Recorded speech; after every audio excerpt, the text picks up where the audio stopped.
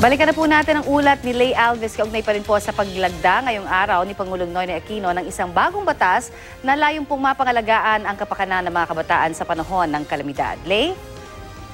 Connie, 43 days na lang ang natitira sa termino ni Pangulong Aquino at sinasagad daw niya ang mga natitirang araw niya sa pwesto sa trabaho at maglilingkod sa sambayan ng Pilipino. Pagdating daw ng June 30 ng alas 12 ng tanghali, matiwasay daw siyang bababa sa pwesto at matasabi sa sambayan na naglingkod siya ng tapat at tumupad sa mandatong ipinagkaloob sa kanya ng kanyang mga boss. Nagawa raw ito ng kanyang liderato sa tulong at suporta ng taong bayan. Ngayong araw ay nilagdaan ng Pangulo ang Republic Act 10821 o ang Children Emergency Relief and Protection Act. Layon ng batas na tiyaking mapapangalagaan ang kapakanan ng mga kabataan sa panahon ng kalamidad at agad silang matutulungan.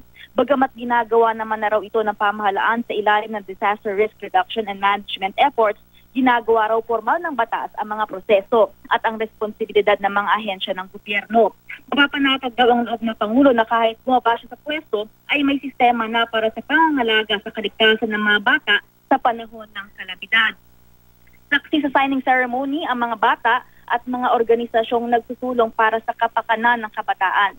Naroon din sina Senate President Franklin Dridon, House Speaker Sonny Belmonte, Senator Bam Aquino, Congresswoman Lina Beth Ruth Villarica at DSWD Secretary Dinky Soliman. Connie? Maraming salamat, Lay Alves.